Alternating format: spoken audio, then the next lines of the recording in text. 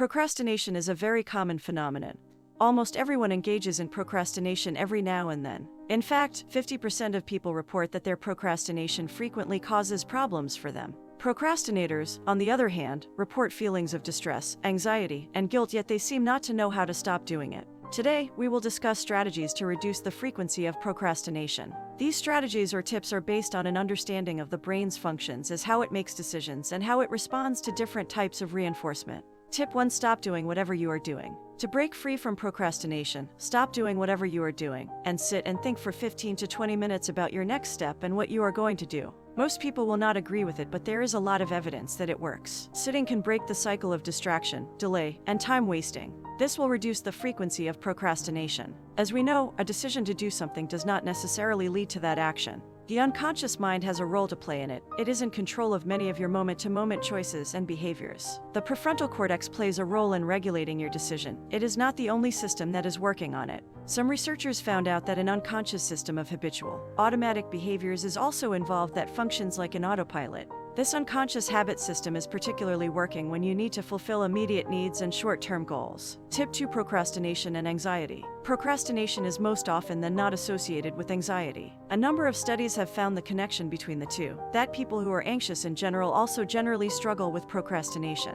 When procrastinators were interviewed about important tasks and reasons why they think they were avoiding it, they often spontaneously answered that they had a fear of failure. Hence, anxiety becomes an example of negative reinforcement. When a person feels a negative stimulus or anxiety, they tend to perform some behavior in form of procrastination, and the anxiety is reduced. This has proven to be an easy habit to develop, but rather a challenging one to break. There are two reasons why the strategy of sitting down and doing nothing for 15 to 20 minutes is found effective in reducing procrastination. 1. Intentionally doing nothing prevents a procrastinator from engaging in avoiding that is the main reason for the procrastination. 2. Secondly, as a procrastinator sit and think about the work that they might do, the anxiety will likely end. Tip 3. Procrastination and too much motivation. Another strategy to reduce procrastination is to avoid feeling too much motivation because it is like pressure, and too much pressure can lead to feeling under pressure. In other words, too much motivation can reduce the quality and amount of performance. And cognitive neurosis. This is referred to as the Yerkes-Dodson law. Hence, if you want to reduce your procrastination, it's good to keep the importance of your work in check. Tip 4. Focus on smaller goals. If you want to get things done and reduce procrastination,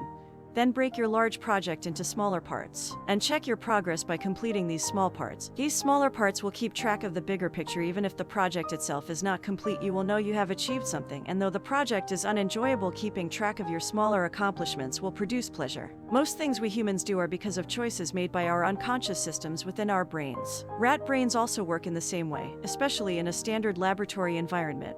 Rats tend to respond to reinforcement. If you give it food whenever it presses a lever, then it will press it more frequently once it learns the reasons for the outcome. Many neuroscientists who study learning and motivation describe that the rat seeks food, water, other rats, and so on. But all of its behaviors come back to a single motivating factor: the drive to release dopamine into the brain. Mostly unconsciously controlled behaviors are driven by a desire for dopamine in the brain. For example, when we are hungry and feel the pleasure of a delicious meal, it is our dopamine-related activity that gives us that pleasure. In fact, we can say that dopamine-related activity is itself a pleasure. Tip 5. Celebrating small successes. One type of activity that gives you a shot of pleasure is controlling and affecting the world around us. For example, if you perform some action, and the action causes something you intended to come to pass, you experience a pleasure, even if a project you are working on is not something you will enjoy doing otherwise. Hence, just seeing yourself move closer to the finish line can produce a pleasant sensation. The desire to control the world around you is fundamentally engraved in you. In fact, babies seem to experience it long before their conscious minds are fully developed. As an experiment, place a baby near a mobile that shakes from time to time. The baby will watch and start kicking her limbs. Now connect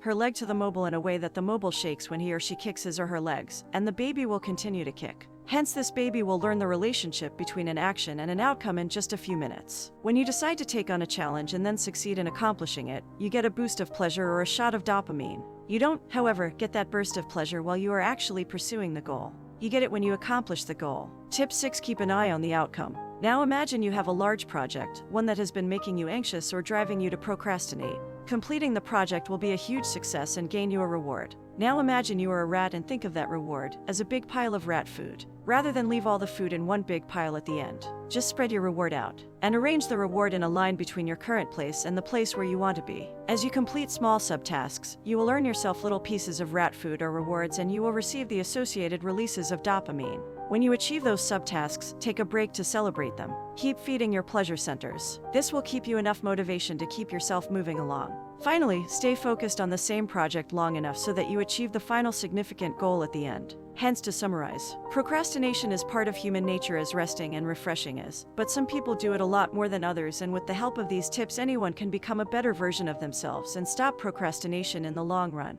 Disclaimer: this post is for informational purposes only. It is not intended as a substitute or replacement for advice from your doctor or mental health professional. If you see any of these symptoms, please visit a professional. Thank you for watching. Please like, subscribe, and share so we will be able to bring more informative videos.